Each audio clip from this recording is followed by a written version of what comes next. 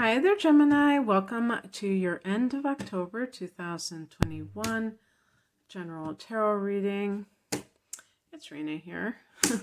So I've just let's see, do I have 6 piles? Yeah, I'm just going to take the top cards from each pile.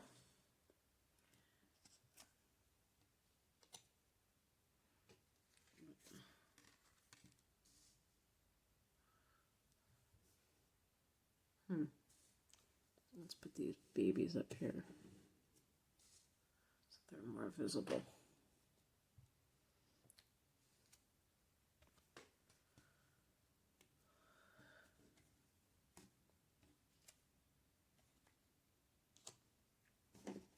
Okay.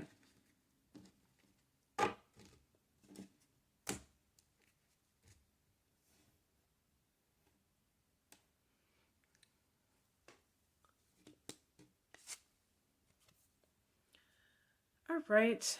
The heart of the matter is the Queen of Wands, and this is a card that is about leadership, positive leadership, being a mentor to somebody with a nurturing touch, being a parent, a working parent who is able to nurture your children and at the same time pursue your career. And there may be some issues that are bringing this up for you. So an example would be if, you've been working from home and now you're not. And, there's that change in your daily routine. And how do you navigate that? How do you do it so that you can, be the parent that you want to be? And it's funny too, I'll just bring this out. I usually don't do this next because what crosses you is the Two of Pentacles, and I was just thinking what a Gemini type of card this is. Balancing, juggling, doing the juggling act. So maybe there's even more stuff that you're involved with at the moment, and you have a pretty hectic life for some reason. And Pentacles can mean 2 jobs sometimes. You can see those waves in the background. Sometimes the Two of Pentacles can be receiving a job offer from overseas. And that may be also, if that is true for you, which, in this global society is true more and more often, it might be a situation where you really are kind of like torn because it's a wonderful opportunity, but at the same time, you want to be a decent parent and you feel like you'll have to pull your kids out of their everyday environment or what have you. Or if you're going back to school or something like that. Now, in the past position, we have the Ace of Cups. And yes, that can be like a baby, a new child, or a pregnancy. There's actually a couple of pregnancy cards, the Empress. So this may come up either as something where you're contemplating becoming a mother or in general becoming a parent. And yet the issue of what about my career? What about my freedom to move, to live somewhere else, coming up? I have so much on my plate, Two of Pentacles reversed, or, I'm pulling these cards sometimes, a lot of times I'm pulling them upright, but I'm reading them as the challenging position. And so that might be something that is kind of like hard for you to decide about. With whenever you have a 2, you can have that sense of duality or that sense of being torn, between 2 things and having to make a decision, like the Two of Pentacles. The Ace of Cups can also be some kind of new endeavor that has a more spiritual bent or a creative bent. And actually the higher message card really supports that. We have the Hermit card. And this is the spiritual position in all of this. Now the Hermit is doing soul searching. So when people think of the word hermit, I think the first thing they think about is somebody who's who's alone, a loner, or a loner. That sounds kind of creepy or something, but I mean somebody who is spending a lot of time in solitude. And when somebody says, "What are you, a hermit?" They're acting like you're isolating yourself, you're separating yourself from the world. And yet that's just one facet of it. The bigger picture of the hermit is that they are looking within. They're not looking to the world to provide them answers for their questions. And sometimes the world is where we need to go to find out certain information, but sometimes there are decisions that we have to make that the world cannot provide those answers. Only our higher self, which is the part of ourselves that is never, that is not of this world, that is constantly connected to source energy, and which is when we are kind of like sitting by the river and staring at the river and maybe trying to get answers. That's when we're tapping into the higher self. And the hermit is also about seeking wisdom, not knowledge. Gemini rules the third house of knowledge. And, this includes mundane information. Mundane doesn't have to be like a negative term. It's just descriptive of this world, Mundo is world in Spanish, and that's where mundane. Doing that and valuing that is very important.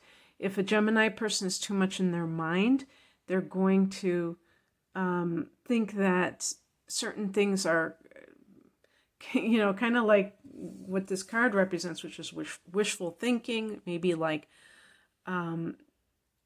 not being very rational. Although this card is more about being confused.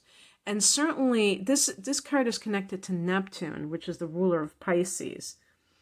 And Pisces, like Gemini, is a mutable sign. And mutable signs are very open to things of this world, just things are very open to life and the things in life, because, which means that they're very flexible. And basically what this card is showing you is somebody who's trying to choose. I always think of like The Price is Right, door number 1, door number 2. And I just noticed, did you notice like the top middle cup? What the heck? That looks like a ghost. And so it's really about making a choice, but making the right choice. And some choices look really good. Like I just noticed, I don't know if that's a laurel wreath, the bottom third card, but then I notice on the cup it has like a skull on it. So it's like, it's enticing in that sense, the laurel wreath, which represents success, but it could be the path of death, or, that's a little bit dramatic, but you know what I mean, that idea of, I'm putting it too far back, the idea of something that we think of is going to make us happy or is going to bring us success, but it is a destructive path. And that could even be like a job that takes so much out of you that you are working 60 hours a week, and it could have adverse effects on the physical health, the mental health, relationships, and that kind of thing. So being able to really like silence your mind and really go deep within yourself, which the Hermit represents. And this is about your path, not somebody else's, okay? Because the Hermit is looking at that, there's a star in that lantern, and that is the, the guidance system that you have for yourself. That is for you, not for somebody else. And the outcome card is the Empress. And this is a card that's connected to Venus, and you can see the symbol of Venus right there. And there's a heart that is the shape that the symbol of Venus is in. And somebody told me that she had pomegranates on her gown that symbolize fertility, because this is a card that can be the Earth Mother vibe. And this is about motherhood, about creativity, creating things. Abundance can be connected to this card. And basically, it looks like what she's holding in her hand is a wand or some kind of a thing. I don't know what that is. I have to find that book, or check it out of the library again, this book about the occult symbolism of the tarot, because it's really fascinating. All these little details, they mean things, they're not just there randomly. And this card is connected to Taurus and Libra, which are both signs that are ruled by Venus. And ultimately I think of the law of attraction, and I think of that you don't have to be going upstream. You can go downstream. You don't have to be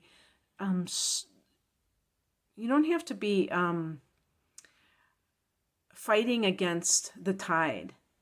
You can actually bring things into your reality in a more calm, centered, and deliberate way that feels that it's full of ease, that it's not coming from any kind of struggle.